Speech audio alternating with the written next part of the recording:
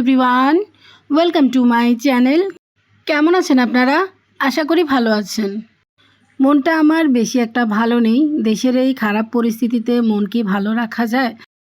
টানা বৃষ্টি হয়েছে আজকে কয়েকদিন।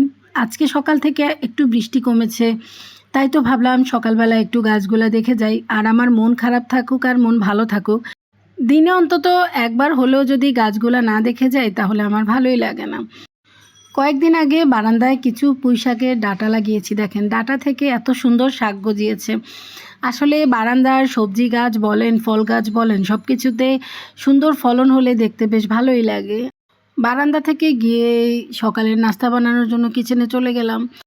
আজকে সকাল থেকে কেন জানি না আমার খুবই সবজি খিচুড়ি খেতে ইচ্ছে করছে। এতদিন ঝুম বৃষ্টি হয়েছে, ওই সময় খিচুড়ি রান্না করিনি। আজকে বলতে গেলে বৃষ্টি নাই, তার মধ্যে কেন জানি না আমার এত খিচুড়ি খেতে ইচ্ছে করছিল, তাও আবার সবজি খিচুড়ি। হঠাৎ প্ল্যান করে কিছু করলে যা হয়। বাসায় যা যা সবজি ছিল, যেমন কিছু বরবটি ছিল, একটা গাজর ছিল, আলু ছিল, সব কিছু মিলিয়ে আমি যেমন পেরেছি। আর আমার মায়ের যে গ্রামের বাড়ি থেকে আমার জন্য আতপ চাল দিয়েছে, ওই আতপ চাল দিয়ে আজকে 2 রকম ডাল দিয়ে সবজিটা বানাচ্ছি। খেতে কিন্তু বেশ ভালোই লেগেছে। সবসময় তো আমরা সবজি খিচুড়ি খাওয়া হয় না। আমি দেখা যায় শীতকালে একটু মাঝে মাঝে সবজি খিচুড়ি করি, তা না হলে 12 মাস আমার বাসায় বুনা খিচুড়িটাই করা হয়। এদিকে আমার খিচুড়ি রান্না কিন্তু করা শেষ হয়েছে। এই তো খিচুড়ির সাথে খাওয়ার জন্য শসা কেটেছি, কয়েকটা ডিম ভেজেছি, আর সাথে আচার। আচার ছাড়া আমার কখনোই খিচুড়ি খেতে ভালো লাগে না। প্রথমেই খিচুড়ি আমার ছেলেকে দিয়েছি, কারণ আমার ছেলেরও কিন্তু আমার মতো এই সবজি খিচুড়িটা ভীষণ পছন্দের। বেশি একটা নরম করে রান্না করিনি, কারণ নরম খিচুড়ি আমার বাসায় কেউ খায় না। আতপ চাল দিয়ে রান্না করেছি, তাও একটু ভুনা ভুনাই করেছি। যাই হোক, সবাই মিলে মজা করে নাস্তাটা খেয়েছি। এরপরেই তো আমি চা নিয়ে নিয়েছি। চায়ের কালারটা দেখেন কি সুন্দর হয়েছে, খেতেও কিন্তু অসম্ভব মজা হয়েছে। নিজের হাতের চা বলে বলছি না, আমার হাতের চা কিন্তু এমনিতে অনেক মজা হয়। চা খাওয়া শেষ করে এদিকে কাজে যে হেল্প করেছে তাকে আবার রুটি বানাতে দিয়েছিলাম। এই তো রুটিগুলো বানানো শেষ করে সে হালকা করে একটু ছেঁকে টেবিলের উপর ঠান্ডা হতে দিয়েছে।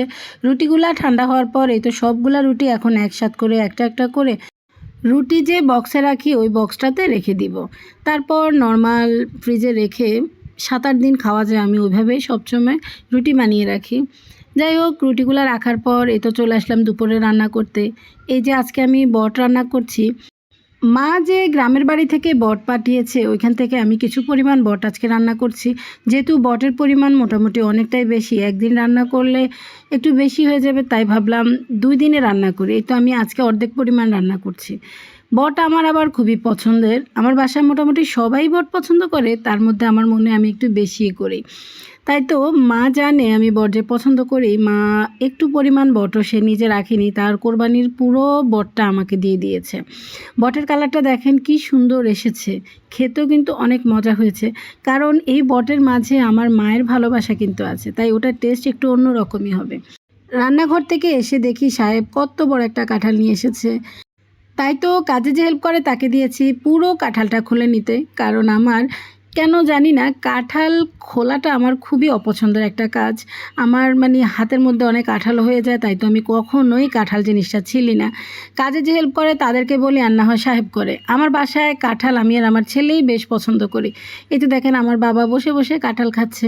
কাঁঠালের কোষগুলো কিন্তু মাশাল্লাহ অনেক বড় ছিল, খেতেও বেশ মজা ছিল। সাহেব কাঁঠালটা এনেছে, আসলে অনেক ভালো হয়েছে। কাঁঠালটা এই তো একটা বক্স করে আমি এখন ফ্রিজে রেখে দিব। এই তো সাহেব যেহেতু চলে এসেছে, তাই আর বেশিক্ষণ দেরি করিনি।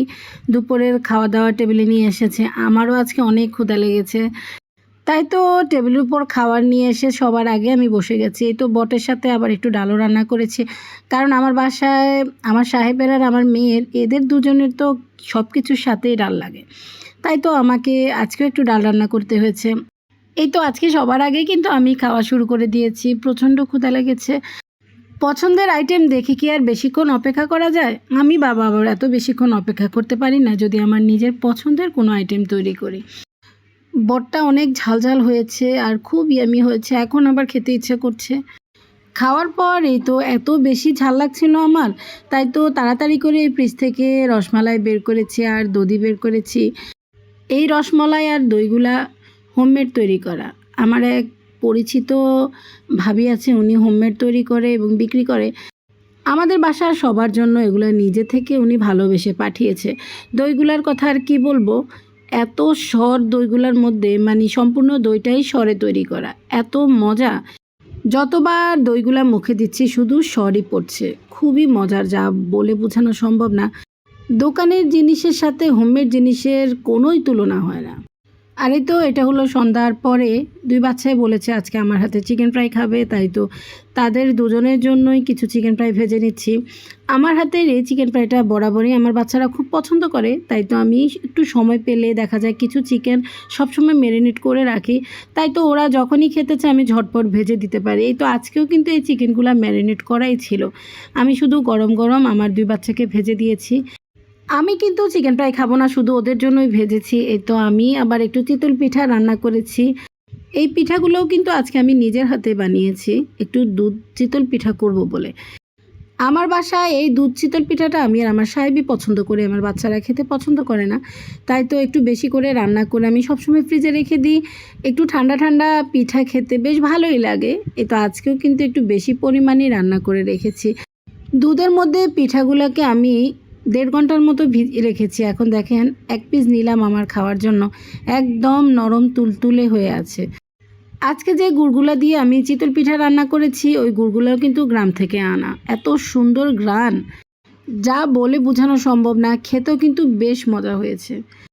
সবগুলা পিঠাকে আমি এখন বক্স করে ফ্রিজে রেখে দেব। তো আর কি, আজকের ভিডিওটা এখানে শেষ করে দিচ্ছি। সবাই ভালো থাকবেন, আল্লাহ হাফেজ।